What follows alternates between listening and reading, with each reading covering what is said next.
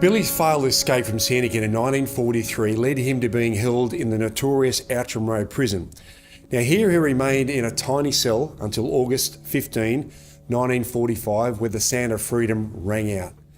As the Mark Hughes Foundation prepares to follow in the footsteps of the heroes of Sandakan to raise money for brain cancer, we meet with the last remaining survivor, Billy Young, to find out how he spent the final months as a POW.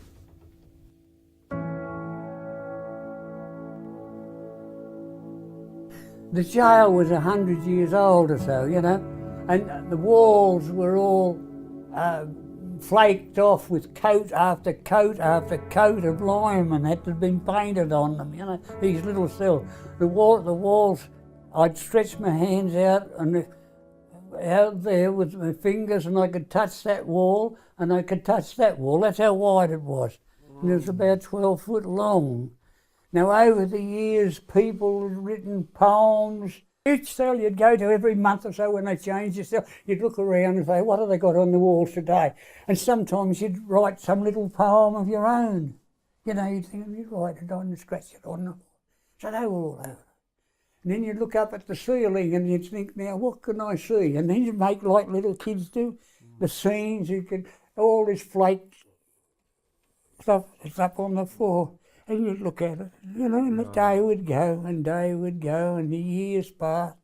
Now I remember I was in the cell and it was the 15th of August 1945. Oh, yeah. And it was just one ordinary morning, you know, nothing's tomorrow.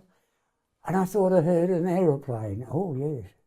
And I looked up and I had two Indians in the cell with me. And I looked up and I said, that's one of ours. And it flew over and it flew around and it went round, right round the jail area, and I could hear it until finally it died away. I could hear it in the distance. And I said, that's a funny thing. There wasn't one Jap ACAC went up and answered to it.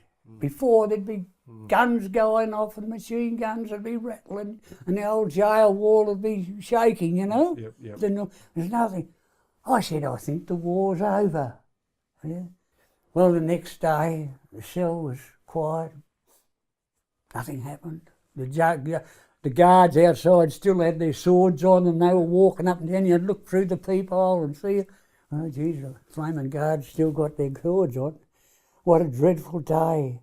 Anyway, the next day went, that was the 18th, and the next day came the 19th, and the guard came along and he didn't have a sword on.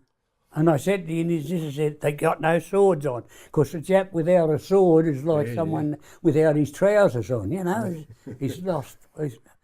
Everything's there to see. Yep. And then all of a sudden the cell doors open up and Kuchikoi, come on out.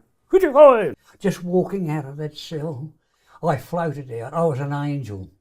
When they took us up to the top, and there was a table, and the old Jap warden sitting beside it, and he got us all there, and he said, today we are sending you back to Changi POW camp, but you must come back later and complete your sentence.